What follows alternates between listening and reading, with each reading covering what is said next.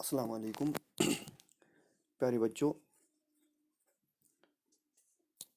आज का ये क्लास जो है 10th के लिए है। सब्जेक्ट है साइंस और जो हमारा आज का टॉपिक है वो है डिस्प्लेसमेंट रिएक्शन।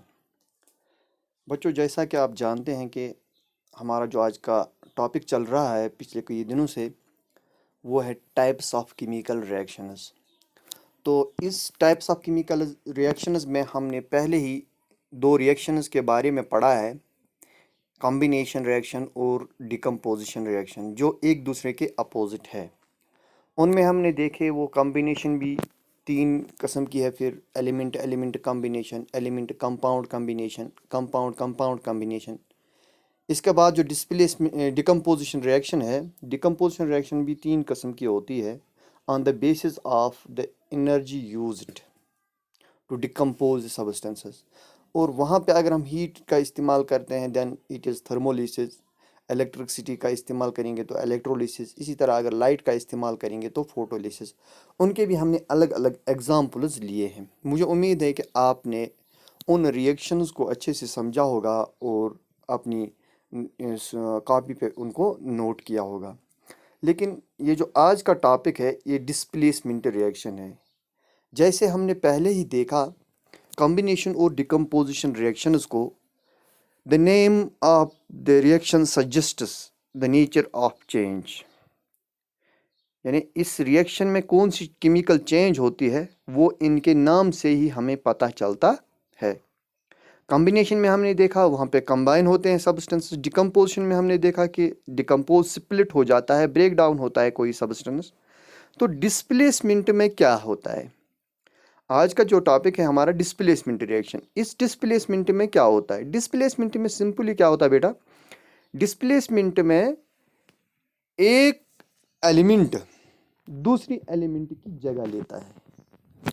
एक एलिमेंट दूसरी एलिमेंट की जगह ऑक्यूपाई करता है। वो किस बुनियाद पर जगह ऑक्यूपाई करता है वो हम आगे इस रिएक्शन में देखेंगे।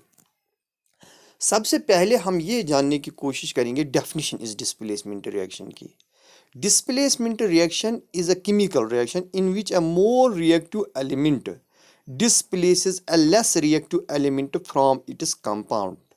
Both metals and non-metals take part in displacement reaction. यानी ये जो displacement reaction है इसमें ये जो more active या more reactive elements जिनको हम कहेंगे वो डिस्प्लेस करते हैं, वो ऑक्यूपाई करते हैं, या वो अपनी जगह से जो लेस एक्टिव एलिमेंट्स हैं उनको अपनी जगह से भगा के उनकी जगह पकड़ते हैं। तो इस तरह से हम जो ये चेंज यहाँ पे आती है, this change is called displacement. लिहाजा इस रिएक्शन को इसी चेंज की बुनियाद पर डिस्प्लेसमेंट रिएक्शन नाम दिया गया है। तो बेटा ये समझने के लिए हम यहाँ पे कुछ एग्जाम्पल्स लेंगे। सबसे पहले मैं एग्जाम्पल देने से पहले मैं आपको बताऊंगा कि ये जो हमारे पास पीरियोडिक टेबल में जितने भी एलिमेंट्स है वो एलिमेंट्स जो है on the basis of their activity और रिएक्टिविटी, चाहे वो मेटल्स है या नॉन मेटल्स है, उनमें जो रिएक्टिविटी पावर है वो सेम नहीं होता है। कोई ज़्यादा रिएक्टिव होता है, कोई लेस रिएक्टिव होता है। इस एग्जाम्पल को हम कोरिलेट करेंगे, यानी इस डिस्प्लेसमेंट रिएक्शन को, इस डेफिनेशन को हम कोरिलेट करते हैं अपनी क्लासरूम की कंडीशन में के लिए। अगर हम कुछ देर के लिए ये सोचे कि ये जो हमारा क्लासरूम है और हमारे क्लासरूम में जितने भी बच्चे हैं, if we consider these students as the elements, तो हमने इनको क्या कंसिडर किया है कि ये एलिमेंट्स है। तो ये एलिमेंट्स, ये जो यानी ये जो स्टूडेंट्स है हमारे क्लास में रोज़ में बैठे होते हैं, डिफरेंट रोज़ होते हैं हमारे, और ये अरेंजमेंट जो दिया होता है आपके फिजिकल टीचर ने दिया होता है कि कौन बच्चा किस रो में कहाँ पर बैठेगा। लेकिन कभी कभी ऐसा होता है कि ये जो सब बच्चे हैं सेम एनर्जी के नहीं हैं। अगर हम एनर्जी की बात करेंगे, कोई स्ट्रांग होता है, कोई वीक होता है। तो कभी ऐसा भी हो सकता है ये जो स्ट्रांग बच्चा है क्लास में, ये अपनी जगह को शिफ्ट करता है on the basis of his power, his energy, यानी ये उठ के अपनी जगह से उठ के दूसरे रो में चला जाता है। वहां पे किसी कमजोर बच्चे को उठाता है। किस बुनियाद पे? अपने रोब के बुनियाद पे, अपनी एनर्जी के बुनियाद पे। और वो जो कमजोर बच्चा है वो उठ के इसको जगह छोड़ता है और इसकी जगह लेता है। यानी ये जो एनर्जेटिक होता है ये अपनी मर्जी से इस जो इससे कमजोर हो, जो इससे ज्यादा ताकतवर हो, उसको ये नहीं भगा सकता है।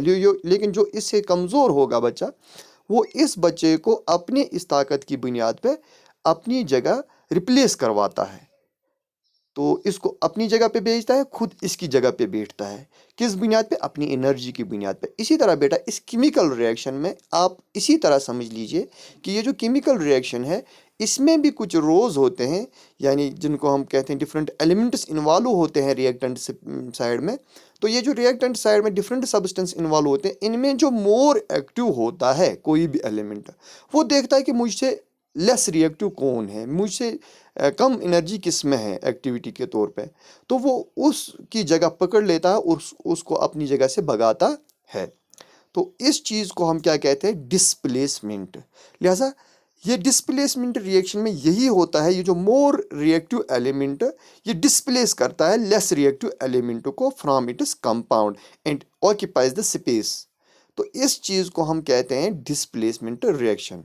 तो मुझे उम्मीद है कि आपको ये एग्जाम्पल समझ आई होगी।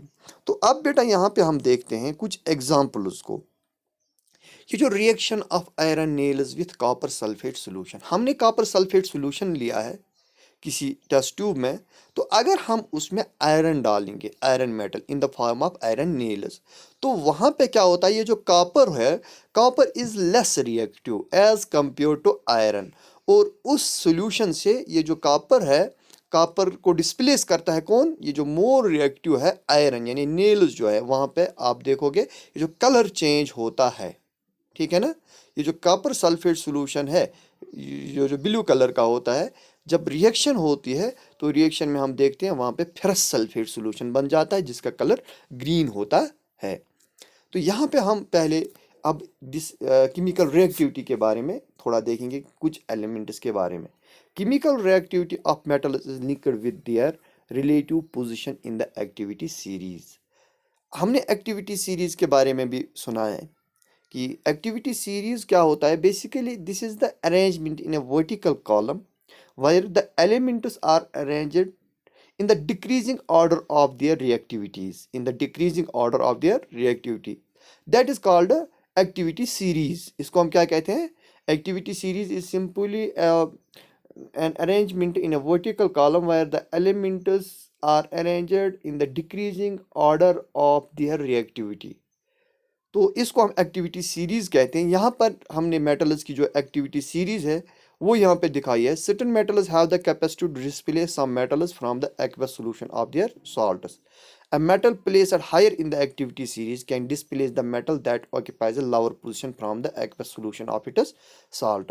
The displacement reaction is not limited to metals, only even non-metals can take part in these reactions। तो पहले ही मैं बता चुका हूँ कि ये जो एलिमेंट्स है, चाहे मेटल्स है नॉन मेटल्स है, they all participate in these displacement reactions. तो यहाँ पे जो एक्टिविटी सीरीज हमने दिखाई है मेटल्स की, सबसे जो हम देखते हैं कि इस सीरीज में पोटेशियम जो है it is on the top of this activity series। That means potassium is highly active, it can displace the elements which are placed below this series।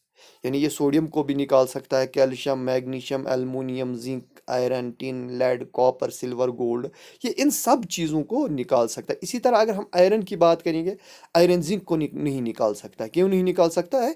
क्योंकि ये जिंक जो है इसकी जो एक्टिविटी सीरीज में पोजीशन है वो आयरन से ऊपर है, लिहाजा आयरन जिंक को डिस्प्लेस नहीं कर सकता है।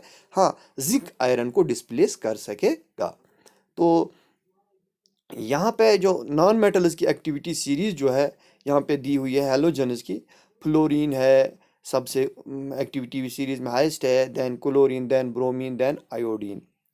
एक चीज को यहाँ पे हमें नोट करना है, वो क्या है? An important thing to remember with single displacement reaction is that elements that form cations can only displace cations and elements that form anions can only displace anions। यानी ये जो हमारा कंपाउंड होता है, कंपाउंड में दो चीज़ें होती है, कैटायन होता है और एनायन होता है। जब डिस्प्लेसमेंट रिएक्शन में हमारा कोई एक्टिव मेटल आता है, metals are usually electropositive elements, हम पहले ही से ही जानते हैं। और ये जो इलेक्ट्रोपॉजिटिव यानी ये जो कैटायंस है, कैटायंस हमेशा कैटायंस को ही रिप्लेस करेंगे और एनायंस जो है वो एनायंस को ही रिप्लेस करेंगे। तो इस बुनियाद पे कौन सा किसको रिप्लेस करता है, we have two types of this displacement reaction. एक होता है एनायन रिप्लेसमेंट रिएक्शन जहाँ पे एनायन एनायन को रिप्लेस करता है, दूसरा होता है कैटायन रिप्लेसमेंट रिएक्शन जहाँ पे कैटायन कैटायन को रिप्लेस करता है। तो सबसे पहले हम कैटायन रिप्लेसमेंट रिएक्शन की एग्जांपल उसको लेते हैं। In this reaction one cation replaces another one from its solution. A cation is positively charged ion or metal. All metal displacement reactions are cation replacement reaction, क्योंकि metals जो है वो electropositive है, वो पॉजिटिव होते हैं, पॉजिटिवली चार्ज, लिहाजा वो कैटायंस होते हैं। कैटायंस को ही रिप्लेस करेंगे। तो एग्जाम्पल के तौर पे हम यहाँ पे देखते हैं, अगर हमने मैग्नीशियम को लिया है, इसको हमने कॉपर सल्फेट सॉल्यूशन में डाला। मैग्नीशियम जो है हमारे पास, इस मैग्नीशियम को हम कॉपर सल्फेट सॉल्यूशन के साथ रिएक्ट कराएंगे। तो एक्टिविटी सीरीज में हमने देखा कि ये जो मैग्नीशियम है it is at the higher position than copper, लिहाजा कॉपर जो एक्टिविटी सीरीज में कम है, मैग्नीशियम कैटायन के तौर पे है, यहाँ पे एक्टिव एलिमेंट है यहाँ पे। और ये जो कॉपर है इस एक्वस सॉल्यूशन में कॉपर भी होगा एज पॉजिटिव आयन। तो बेटा ये जो कॉपर है, इस कॉपर को मैग्नीशियम यहाँ पे रिप्लेस करेगा। मैग्नीशियम यहाँ पे सल्फेट को नहीं रिप्लेस कर सकता क्योंकि सल्फेट नेगेटिव में है। तो यहाँ पे क्या बन गया reaction, magnesium sulphate plus copper. तो यहाँ पे एक्सट्रैक्शन ऑफ मेटल हुआ। इस तरह से हमने कॉपर को यहाँ पर कॉपर सल्फेट सॉल्यूशन से एक्सट्रैक्ट किया। ये एक यहाँ पे इस एप्लीकेशन भी है इस डिस्प्लेसमेंट रिएक्शन की कि हाँ, displacement reactions are usually carried out for the extraction of metals. इसी तरह जो बाकी मेटल्स है, जिंक है, अल्मुनियम है, लेड है, आयरन है, या जो भी बाकी मेटल्स है, they can also displace less active elements. यहाँ पे जिंक, अल्मुनियम, लेड, आयरन की बात की है, ये कॉपर को इजीली डिस्प्लेस कर सकते हैं फ्रॉम इट्स सॉल्यूशन। तो इसकी जो एग्जांपल्स है यहाँ पे हमने ली है, जिंक प्लस कॉपर सल्फेट, ये देगा zinc sulphate plus copper, aluminium plus copper sulphate ये देगा copper plus aluminium sulphate, iron plus copper sulphate. जब ये जो रिएक्शन हमने पहले की है जिसमें हमने वो एग्जांपल दी है कलर चेंज की, तो यहाँ पे क्या बनेगा, यहाँ पे कॉपर हमें निकलेगा और साथ में फेरस सल्फेट सॉल्यूशन होगा वहाँ पे। इसी तरह lead plus cuprous chloride, cupric chloride, copper chloride, तो लेड क्लोराइड प्लस कॉपर आ जाएगा। These are the examples of displacement reactions.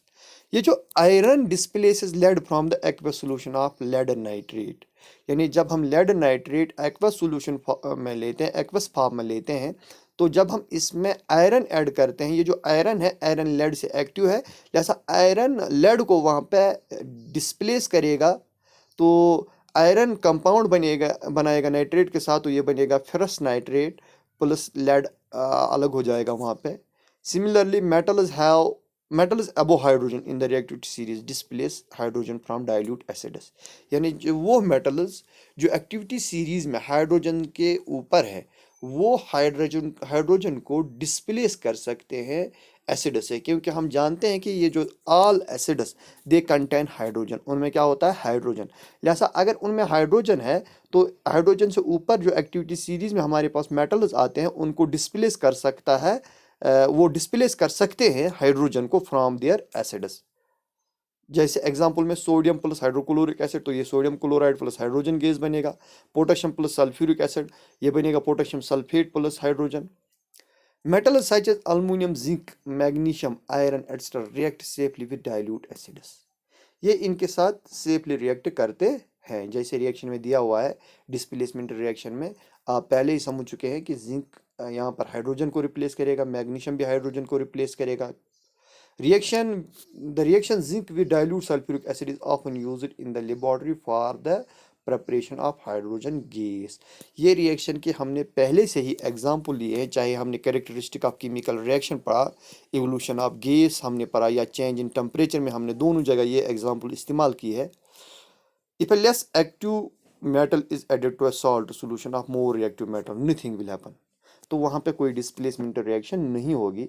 जैसे हम देखते हैं ये जो सिल्वर है, मरकरी है, गोल्ड है, these are the less reactive, तो को अगर हम इनके साथ sodium, potassium, magnesium, zinc, iron के साथ रिएक्ट कराते हैं तो वहाँ पे कोई रिएक्शन नहीं होगी, क्योंकि वो उनको वहाँ पे इन एलिमेंट्स को डिस्प्लेस नहीं कर सकते हैं, क्योंकि वो एलिमेंट्स जो है वो they are very less reactive as compare to the this zinc, iron, copper etcetera. अब हम यहाँ पे एनायन रिप्लेसमेंट रिएक्शंस की बात करेंगे। अब हम इनको देखते हैं। In this reaction, one anion replaces another one from its solution. यानी यहाँ पे एनायंस की बात अब आ रही है। एनायन को रिप्लेस करता है तो ये बन गई एनायन रिप्लेसमेंट रिएक्शन।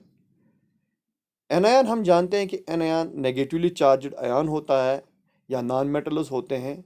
जैसे हमने देखे हेलोजन्स जो है वो नेगेटिवली चार्ज्ड होते हैं, तो उन हेलोजन्स को हेलोजन या ये जो नेगेटिवली चार्ज्ड एनायन ही रिप्लेस कर देगा वहाँ पर। जैसे पहली रिएक्शन हमने यहाँ पे ली, chlorine displaces bromine from an aqueous solution of sodium bromide. तो क्लोरीन और सोडियम ब्रोमाइड के बीच जब हम रिएक्शन कराते हैं, ये जो क्लोरीन है, क्लोरीन और bromine both are the anions. Sodium जो है दिस इज कैटायन। अब क्लोरीन ब्रोमीन को रिप्लेस करेगा, न कि सोडियम को, न कि सोडियम को। तो यहाँ पर क्या बनता है, सोडियम क्लोराइड प्लस ब्रोमीन। इसी तरह ब्रोमीन और पोटेशियम आयोडाइड जो हमारे पास रिएक्शन है, यहाँ पर आयोडीन और ब्रोमीन नेगेटिवली चार्ज्ड है, तो ये दो एक दूसरे को रिप्लेस करते हैं, न कि पोटेशियम।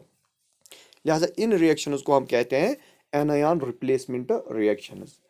तो इसके बाद जो हम देखते हैं कि ये हम अच्छे से समझ गए कि डिस्प्लेसमेंट रिएक्शन क्या होती है, और इनकी हमने बहुत एग्जाम्पल्स भी लिए अलग अलग से।